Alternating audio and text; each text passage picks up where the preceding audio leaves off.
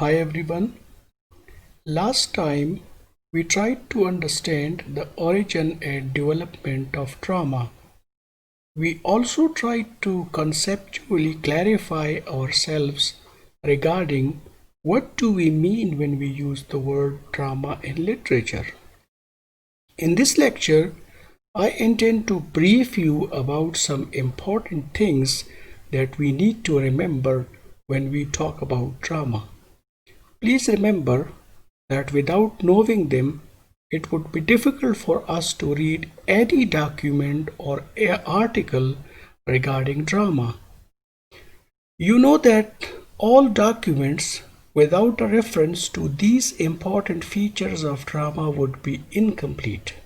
Therefore, we discuss plot and action in drama by asking ourselves a question: what is plot and what is action? We also try to differentiate between a plot and a story. So let's move. I believe most of you have frequently encountered the words plot and story. Many people equate plot with the gist of the narrative. We imply that they do not find significant difference between the two concepts. However, many scholars and critics consider plot referring to the way a writer arranges the happenings and the events in a story. We know that telling a story is an art, and writers follow different schemes or certain arrangement of events, and that arrangement is what we actually call the plot. If we follow a story, the different events and happenings forming part of a story may not necessarily be related or connected. There may be no logical or causal relationship between the different events, but in a plot, we have a causal relationship and a logical unity. It means one part of the action is directly related to the next action, and this action has also a relation with the previous one. At another level, dramatic action in a plot has a proper beginning and a middle and an end. Before explaining them, we should remember that Aristotle wrote about them in detail in the Poetics. By a proper beginning, he meant that if, for example, a play starts, you don't feel that inward desire to know what had happened before that beginning. A proper middle would refer to that part of dramatic action when, after several complications and tension, surrounded by suspense, we reach climax, which necessitates a solution. The climax is unraveled and unknotted, and the action thus falls, which we call the falling action, resolving the issues, and subsequently we reach the end of a play. A good end would mean that you don't feel the need of knowing further or what happened afterwards. Before moving further, I would like to mention catharsis, the feelings of pity and fear that are part to our watching or seeing a drama, particularly a tragedy. The above-mentioned discussion may be easily understood when we study the structure of a dramatic plot. Please remember that the structure may not be visible in every drama because every writer has his own style of writing. This structure can be diagrammed as a pyramid, but let's skip it for a while as we come to discuss the diagram a little later. Keeping in mind what we had just discussed, the beginning has an exposition which refers to the information that is given by the writer of a play with reference to the earlier events. or the characters or the present situation.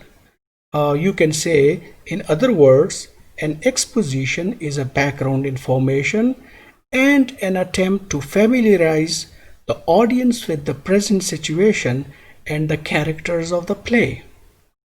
The beginning also includes a point of attack, which means the identification or mentioning of a potential conflict that would be at the heart of the play. We also have inciting incident, which is an incident that ignites or aggravates the relationship of the protagonist with the antagonist. While learning about the middle, it would follow the beginning. Once a play starts, after the inciting incident, we witness a series of complications, means one complication or one element or one character or an event may change the direction of the action of a drama.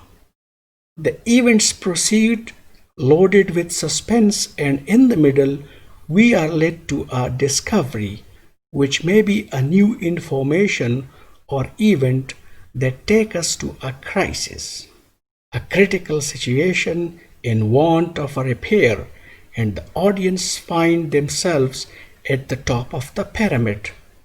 So this is what we call the climax. The writer then moves on to settle different issues, and the suspense keeps subsiding amid the falling action till we reach the end of the play. In the end, issues raised are driven to a logical end. Before we discuss dramatic action, we should remember that the Greek drama would focus the main character only, and the plot would therefore deal with the main action. Aristotle did not favor subplot, as he thought that it would be distracting and it would make the audience lose concentration. He therefore favored the concept of one plot only.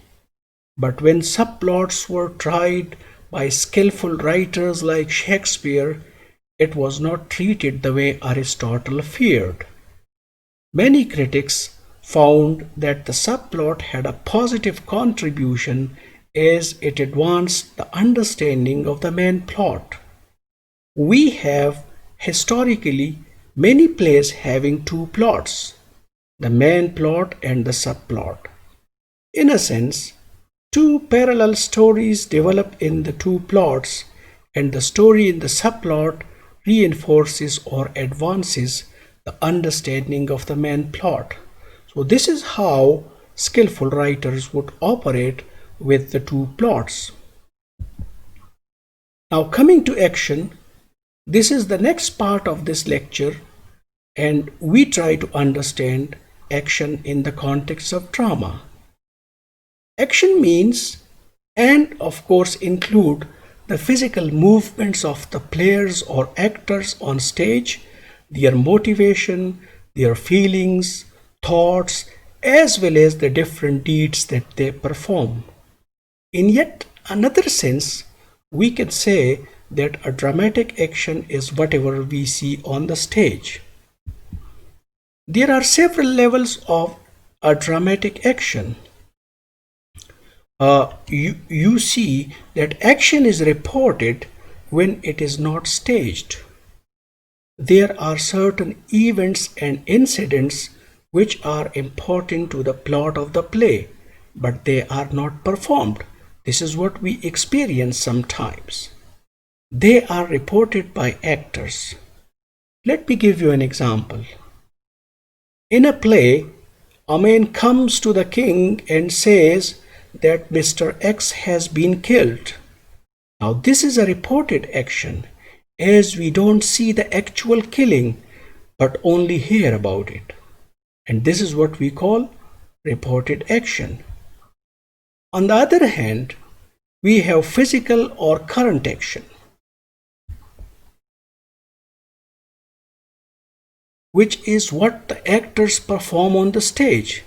In the above example, the person telling the king is actually the current action concretized on the stage.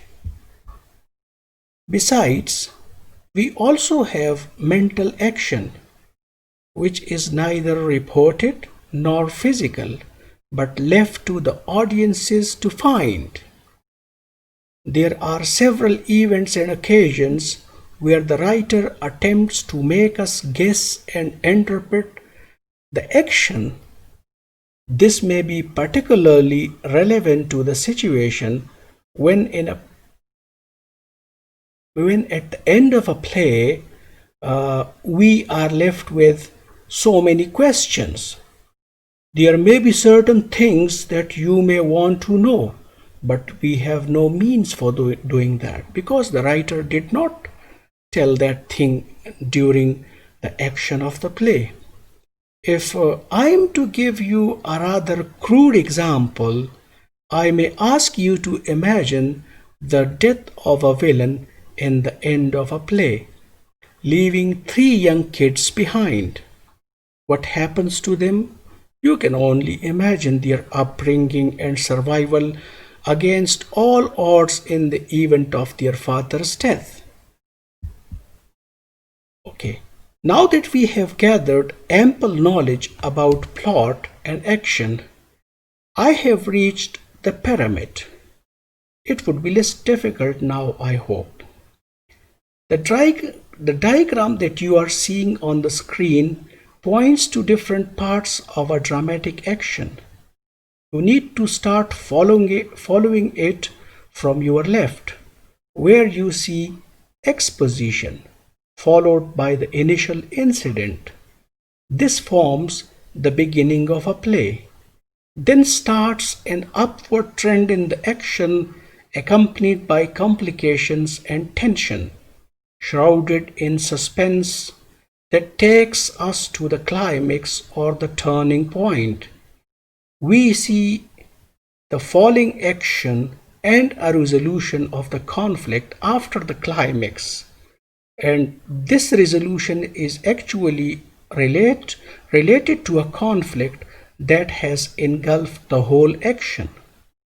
The resolution would determine the fate of the main character. I did not go into the details of this diagram because we have discussed these points in the start of our lecture. So I think we should stop here, and I hope that you would have a clear understanding of dramatic plot and action and the pyramid that illustrated different points during a play. In the next lecture, we will learn about English drama, its origin and development in the medieval times and then in the 16th century. So stay tuned and thank you very much for your time.